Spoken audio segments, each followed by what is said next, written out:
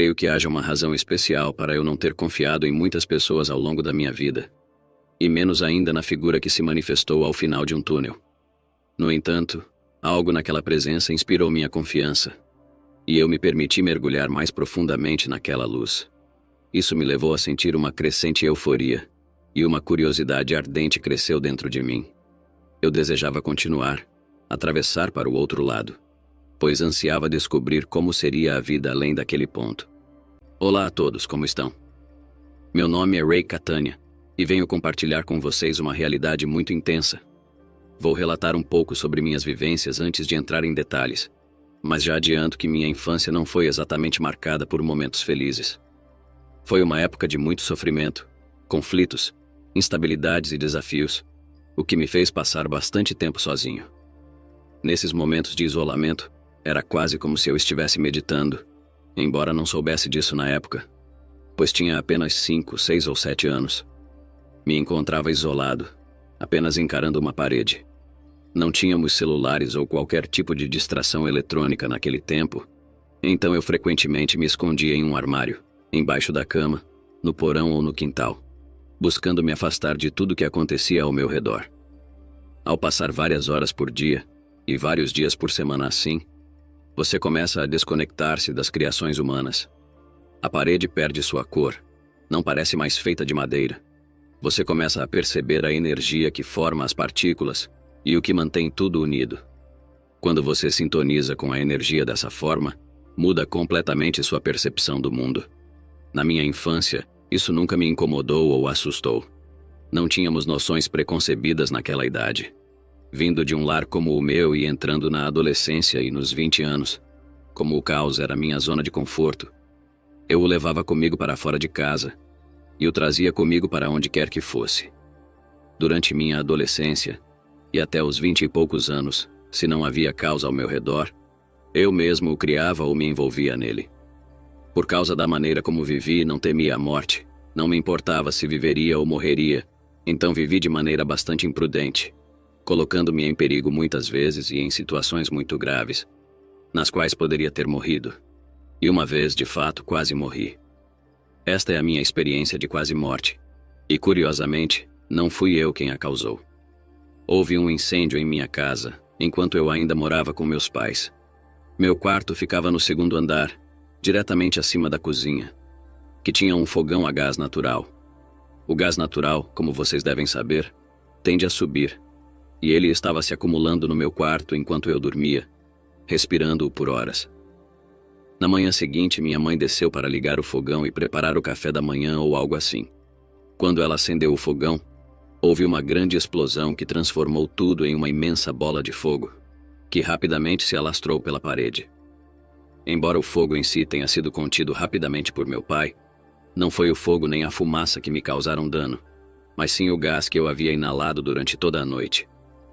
Acordei com o som dos caminhões de bombeiros e dos carros de polícia e tentei desesperadamente sair da cama, mas foi uma luta. Não conseguia sentir grande parte do meu corpo. Minhas pernas pareciam pesar cerca de 450 quilogramas, e eu simplesmente não conseguia movê-las ou sequer levantar minha cabeça do travesseiro. Incapaz de gritar, eu tentava me arrastar para a beira da cama. Pensava que, se conseguisse chegar à borda e caísse, talvez alguém percebesse que eu estava lá em cima. Não tinha certeza se estavam cientes da minha situação. Assim, continuei me esforçando, arrastando-me lentamente até que finalmente alcancei a borda da cama e caí. Caí de rosto no chão. E o interessante disso tudo é que, embora soubesse que meu rosto havia batido primeiro, não senti dor alguma. Eu não sentia nada porque naquele instante não estava mais no meu corpo. Muitas pessoas relatam que, logo antes da dor chegar, você se desliga do seu corpo. Naquele momento, eu me encontrava em um canto do quarto, observando meu corpo inerte ao lado da cama. A luz estava do outro lado, no canto oposto, brilhando intensamente sobre meu eu energético. Essa luz era tudo que alguém poderia imaginar e mais. Era amor, gentileza, compaixão e euforia. Meu ser energético se fundiu com essa luz, tornando-se um com ela. Quem já vivenciou isso sabe que não é algo do qual se queira despedir cedo. A luz formava um longo túnel que eu poderia adentrar, e quanto mais eu avançava, mais a sensação de euforia aumentava. No fim do túnel, havia um ser que me dizia: Ray, está tudo bem vir para a luz. Acreditei nesse ser. Algo raro para mim, que desconfio muito dos humanos. E muito menos de um ser no fim de um túnel. Mas confiei nele e me aproximei mais da luz, o que intensificou minha euforia e me fez querer chegar até o final, para ver o que havia do outro lado. Entretanto, nesse momento, meu pai irrompeu no quarto, chutando a porta. Ele me levantou, visivelmente abalado, chorando e gritando por socorro dos paramédicos. Nossa relação nunca foi das melhores, mas naquele momento senti algo dele que nunca havia sentido antes. Algo que sempre desejei. Perguntei ao ser no fim da luz se eu poderia voltar. Disse algo como: não posso deixá-lo assim. Quase como se estivesse negociando minha volta. Não sei porquê, mas fui permitido retornar. De repente não estava mais naquele quarto.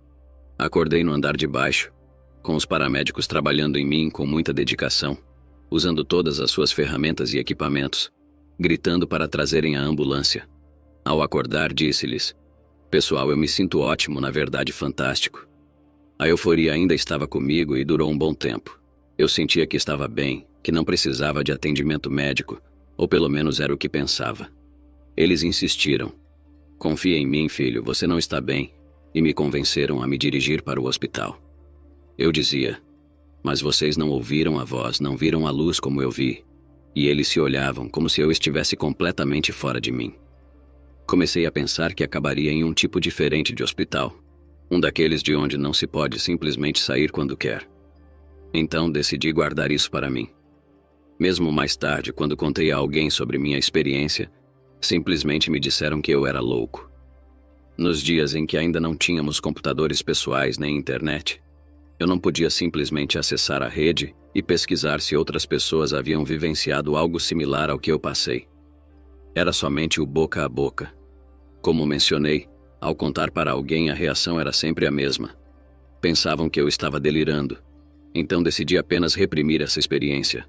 Devido à minha criação e ao fato de meus pais serem cristãos, eu deveria ter me rebelado contra qualquer crença. No entanto, me revoltei contra todas as religiões e me declarei ateu. Após a experiência de quase morte, continuei insistindo que era ateu, pois era assim que eu categorizava minha EQM. Racionalizava dizendo que tudo não passava de ilusões causadas pela inalação de fumaça de gás, e que a luz branca que vi era apenas o sol em um dia claro, nada mais. Coloquei esses pensamentos numa caixa mental e os releguei a um canto da minha mente, evitando lidar com eles ou resolvê-los. No entanto, nunca consegui estabelecer o relacionamento que desejava com meu pai. Ao retornar ao meu corpo físico, a sensação foi avassaladora, quase insuportável, como se uma bomba tivesse explodido dentro de mim. A intensidade da dor era imensa. Cada antigo sofrimento, cada lesão, até aquelas que eu mal lembrava, como um machucado obtido em uma partida de futebol há 10 anos atrás, tudo se amplificava em uma escala inimaginável, multiplicando-se por 10. Enquanto agonizava, um turbilhão de pensamentos me assolava.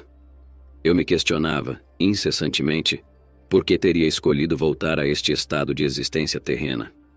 Em meio ao caos de minhas reflexões, uma dúvida persistia, uma luta interna entre o ceticismo e uma nova percepção que começava a se formar dentro de mim.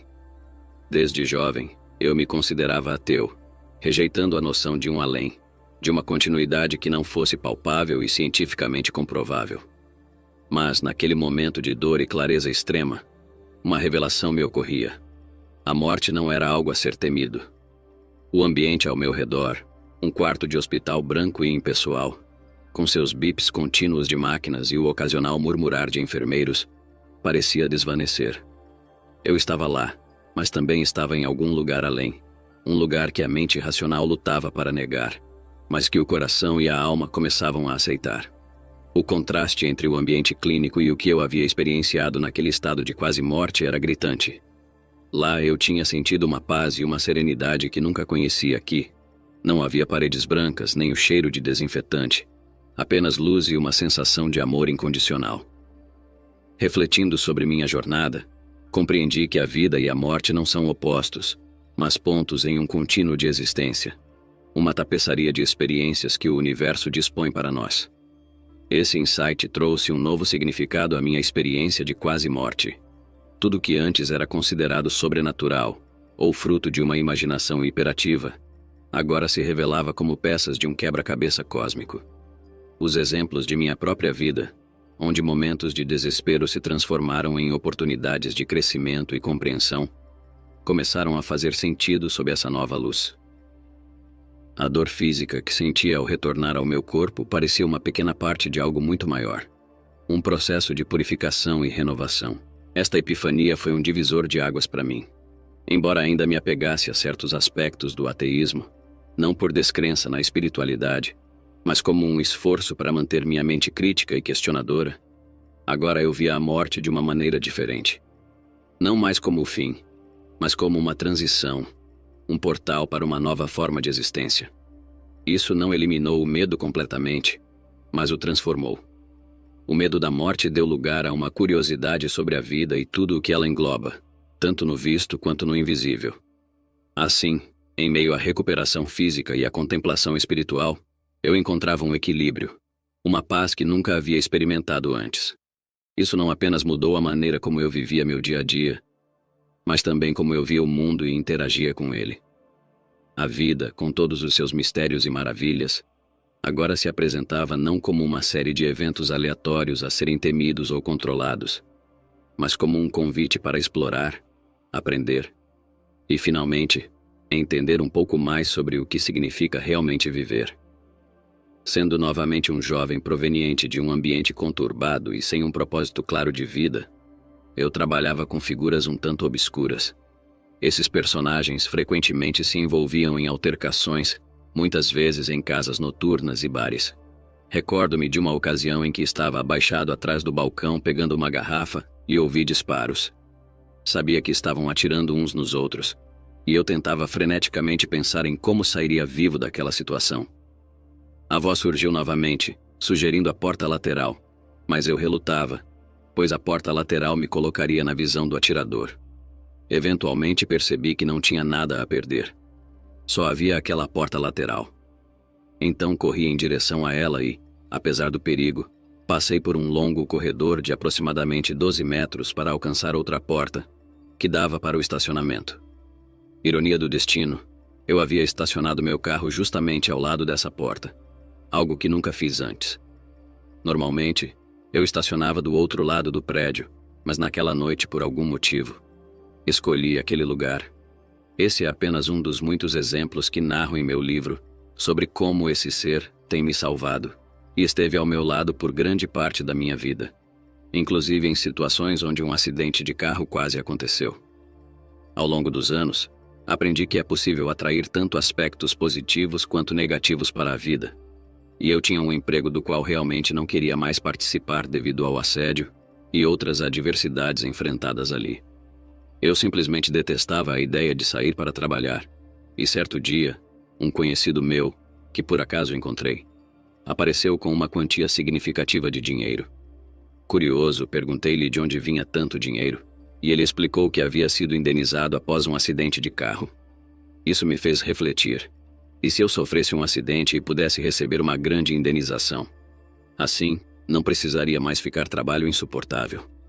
Essa ideia começou a me consumir diariamente, imaginando como poderia acontecer um acidente sem que eu me machucasse gravemente. Eu planejava e repassava esse cenário na minha mente incessantemente. Então, num dia chuvoso, enquanto eu dirigia para o trabalho, um carro ao meu lado tentou mudar abruptamente para a minha faixa sem perceber minha presença. Ele não causou um acidente de fato, pois conseguiu voltar à sua faixa após eu buzinar. No entanto, tomado pela raiva, decidi parar ao lado dele e despejei todo o meu repertório de palavrões, expressando tudo o que sentia sobre sua imprudência. Distraído pela minha própria fúria, não percebi que o tráfego à frente havia parado. A uma velocidade de 55 milhas por hora, acabei colidindo com o veículo à minha frente, o que desencadeou uma série de outros impactos. O carro atrás de mim também me atingiu, e logo fui empurrado para a faixa da esquerda, onde outro carro me atingiu novamente. Um após o outro, os carros colidiam, até que finalmente, vi nas fotos do acidente que meu carro estava partido ao meio, virado na direção contrária do tráfego.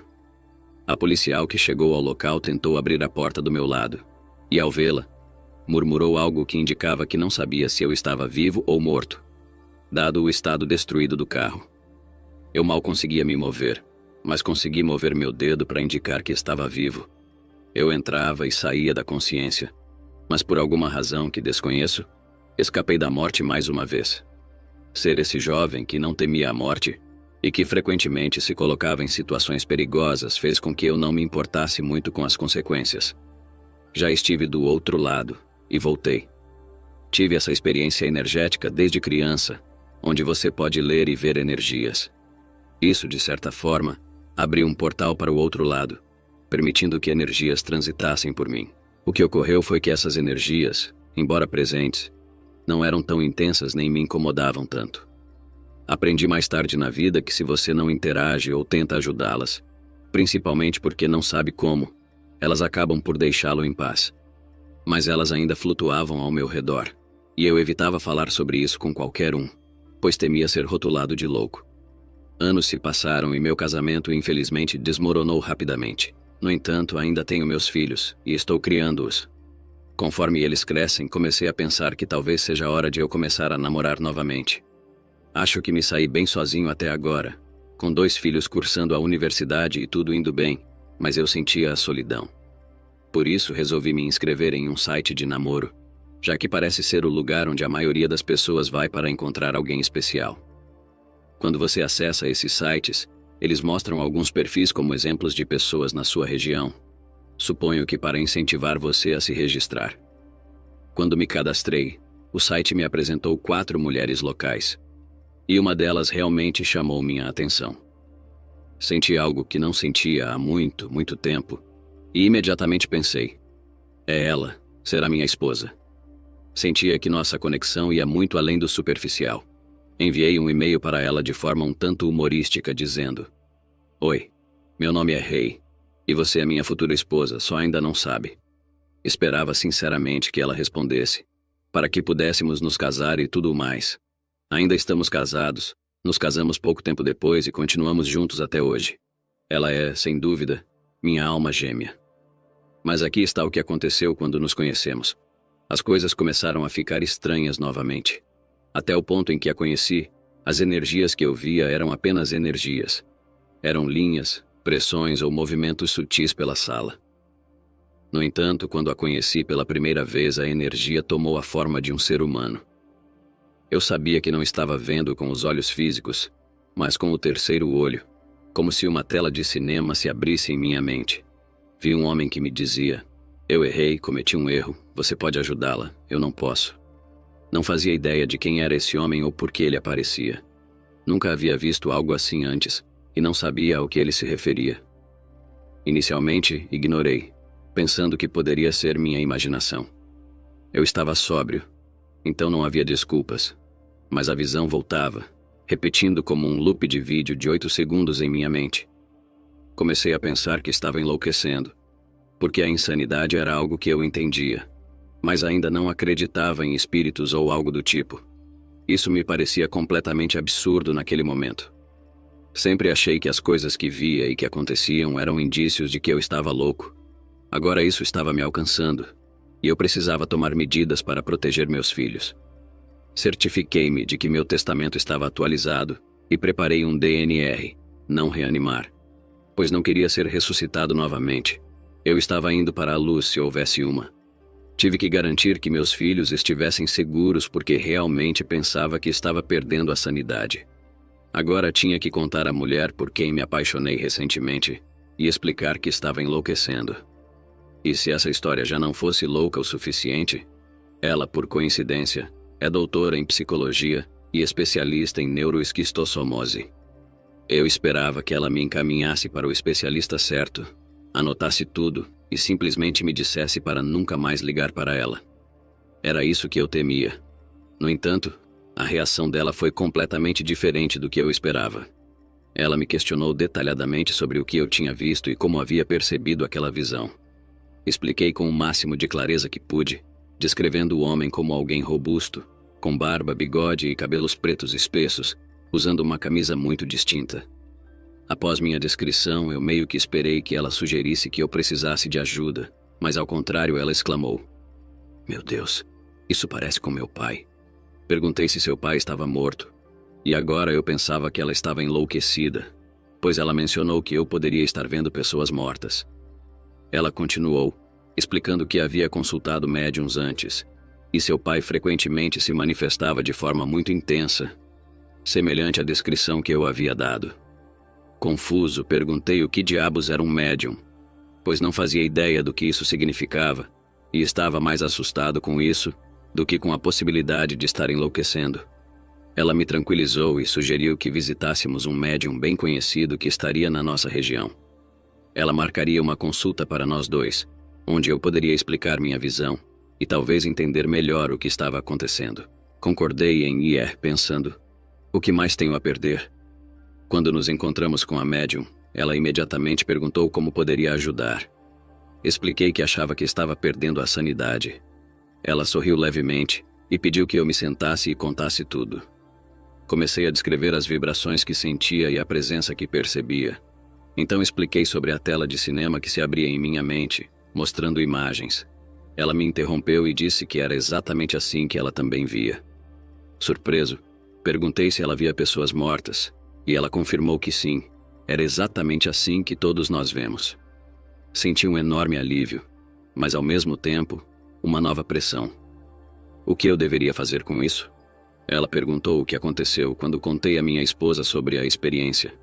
Expliquei que, após eu transmitir a mensagem, o espírito de seu pai desapareceu.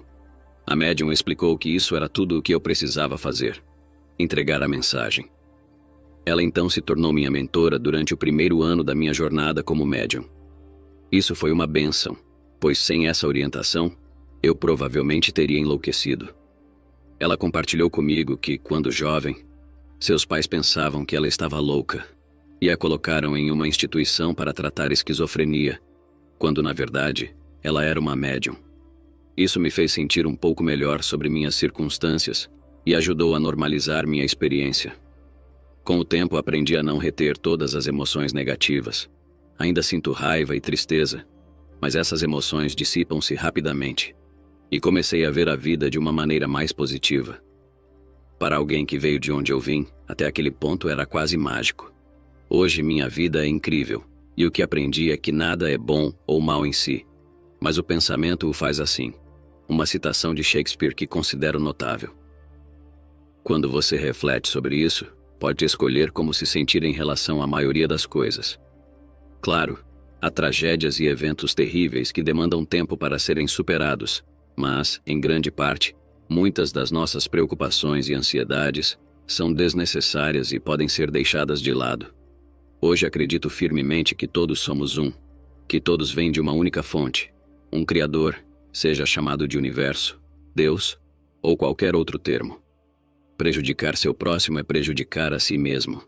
E é crucial que mais pessoas entendam isso rapidamente. Caso contrário, caminharemos para um mundo que não desejamos. Acredite em mim quando digo que todos fazemos parte dessa luz que experimentei naquele dia, e um dia todos nós retornaremos a ela. Até lá, desejo a todos o melhor. Muito obrigado por me acompanharem nesta jornada. E aí, o que achou dessa incrível história? Deixe sua opinião nos comentários. Considere apoiar a reconstrução da minha vida, doando qualquer valor, pois perdi tudo na enchente do Sul. A chave Pix encontra-se na descrição do vídeo. Não esqueça de se inscrever no canal. Vamos levar a mais pessoas a esperança de que existe vida para além do que os olhos podem ver.